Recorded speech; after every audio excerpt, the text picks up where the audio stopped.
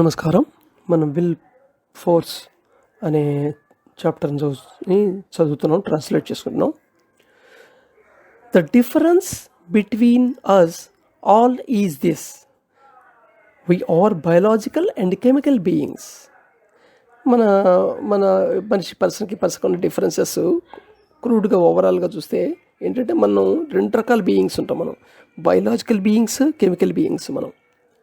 And our biological actions and chemical reactions and our chemical actions and biological reactions are equal and opposite. అయితే ఇవి ఎలా ఉంటాయంటే, మన biological actions దాని ద్వారా వచ్చే కెమికల్ రియాక్షన్స్ శరీరంలో జరిగేవి, లేదా శరీరంలో జరిగే కెమికల్ యాక్షన్స్ దాని ద్వారా వచ్చే బయోలాజికల్ రియాక్షన్స్, ఇవి ఎప్పుడు ఈక్వల్గా ఆపోజిట్గా ఉంటుంటాయి.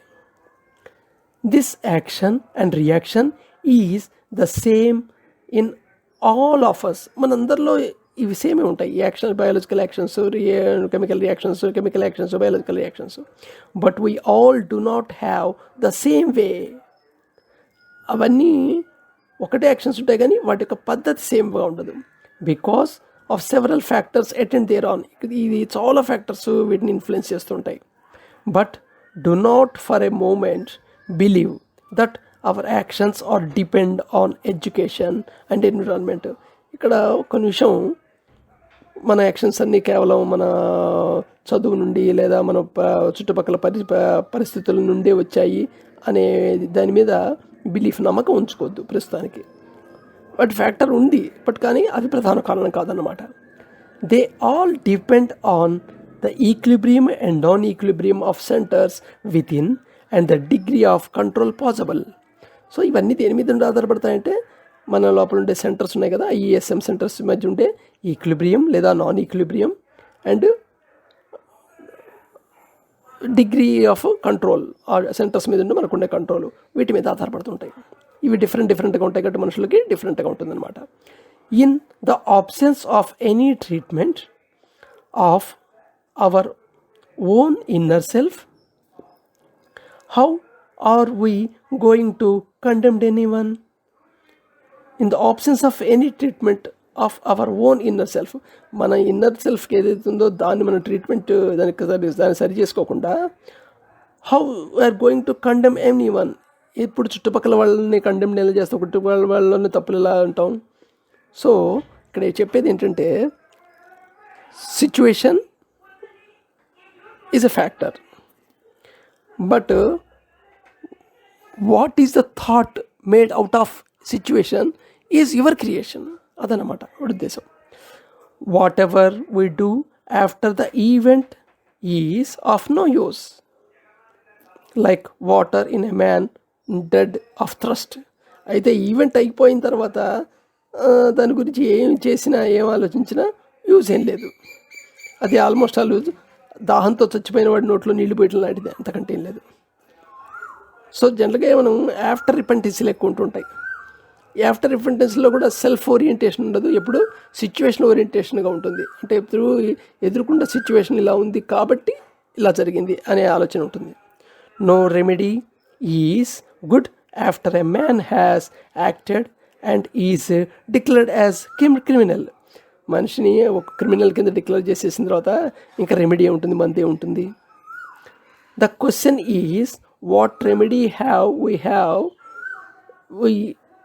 which will prevent him from becoming one.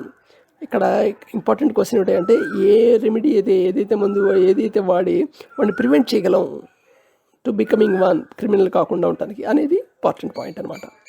There is more things today a normal man wants and enjoys than was possible for very rich and enjoyed in the past. ఇతరుకు పూర్వకాలం వాళ్ళతో ఇప్పటి వాళ్ళతో పోల్చుకుంటే ఇతరుకు చాలా రిచెస్ట్ పర్సన్ అనే వాళ్ళకి కానీ ఆ ఫెసిలిటీ అవైలబుల్ ఉండేవి కావు.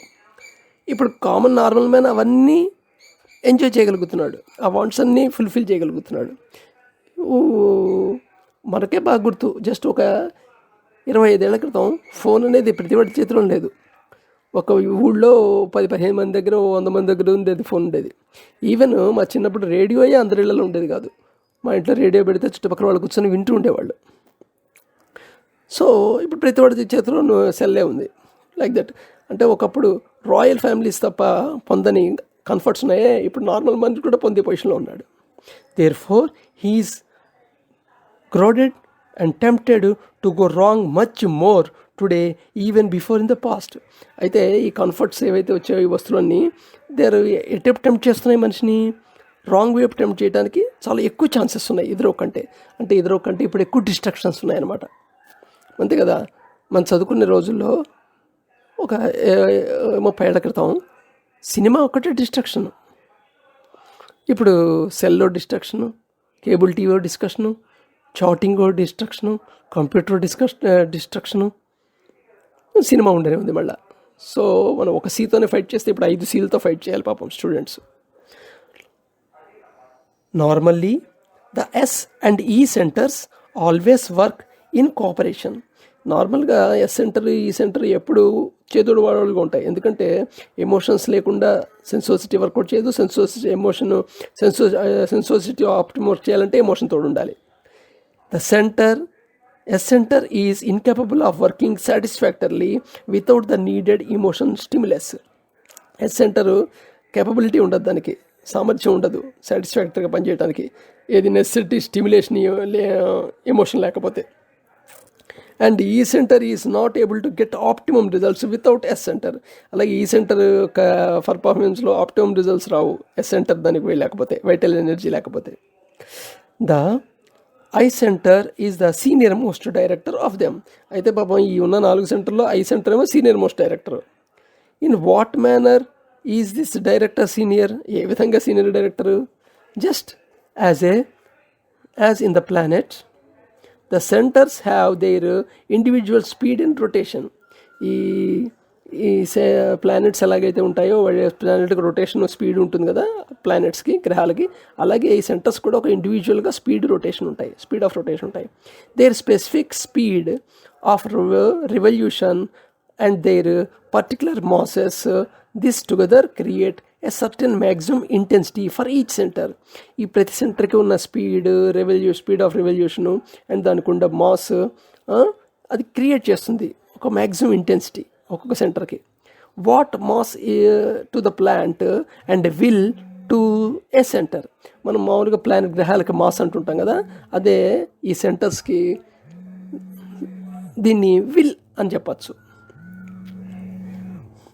ఈ విల్ ఫోర్స్ అనేది ఐ సెంటర్కి వచ్చేప్పటికి +or- 400 యూనిట్స్ దాకా ఉండే ఛాన్స్ ఉంటుంది. ఈ సెంటర్కి ఎస్ సెంటర్కి 150 ఉంటుంది, ఎం సెంటర్కి 100 ఉంటుంది. సో ఇక్కడ టోటల్ చూడండి, E plus S plus M is equal to I అవుతుంది. సో బ్యాలెన్స్ అవుతుంది అనమాట. ఇది కాకుండా ఇన్ సెంటర్కి మళ్ళీ విల్ ఫోర్స్ 200 యూనిట్స్ ఉంటుంది. సో ఇన్ సెంటర్ కనుక వీటితో కలిసినట్టయితే టోటల్ 1000 యూనిట్స్ ప్లస్ యూనిట్స్తో విల్ ఫోర్స్తో వర్క్ చేయొచ్చు అనమాట. From this we note that will force of the I center is very high as compared to that of other centers. అందుకని ఇది సీనియర్ డైరెక్టర్ అని చెప్పచ్చు దీన్ని. Weight +or- 400 of the I. The center is jointly contradicted by ES and M, thus reducing the whole to 0. Whereas in fact it could be +or- 800 if the centers work in harmony. ఈ IESM అన్ని సెంటర్లో హార్మోనీలో పనిచేస్తే +800 or -800 దాకా ఉండొచ్చు. The in center has its will force 200. In center 200 ఉంది. And so the harmonious will force could be 1000 units whenever the decision is unanimous. So అన్ని సెంటర్లు కలిపి యునానిమస్ డెసిషన్ తీసుకుంటే మటుకు 10,000 యూనిట్స్ విల్ ఫోర్స్తో దాన్ని ఇంప్లిమెంట్ చేసే అవకాశం ఉంటుంది. Thank you. మిగతా భాగం